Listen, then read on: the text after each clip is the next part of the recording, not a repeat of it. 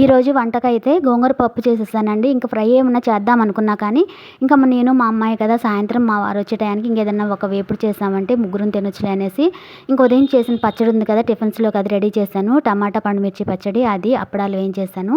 ఇంకా మా అమ్మాయి వచ్చి అయితే అన్నం తినేసి వెళ్ళిపోయిందండి. ఇంక నేను కూడా అన్నం తినేసి, ఉదయాన్నే అయితే మా బట్టలైతే వాషింగ్ మిషన్‌కి ఏసేసాను. ఇంకా అయిపోయింది. ఇంక అవన్నీ కూడా తీసి ఆరేసాను.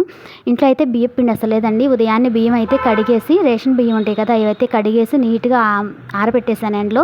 ఆరిపోయినాయి. ఇంకా అవి తీసుకెళ్ళి మిల్లు దగ్గరికి తీసుకెళ్ళి మిల్లు అయితే పట్టించుకొని వచ్చేసానండి బియ్యపు పిండి. ఇది కొంచెం ఆరిన తర్వాత వేడిగా ఉంటుంది కదా పిండి.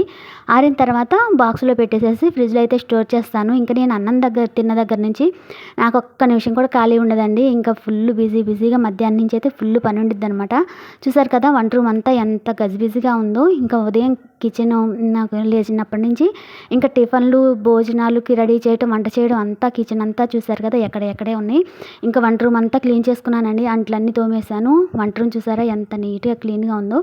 ఇంకా పనంతా అయిపోయిన తర్వాత అమ్మో! ఎంత పని చేసుకున్నాను అనిపిస్తది నాకే. ఇంకా చకచకా పనులన్నీ కంప్లీట్ చేసుకుంటున్నానండి.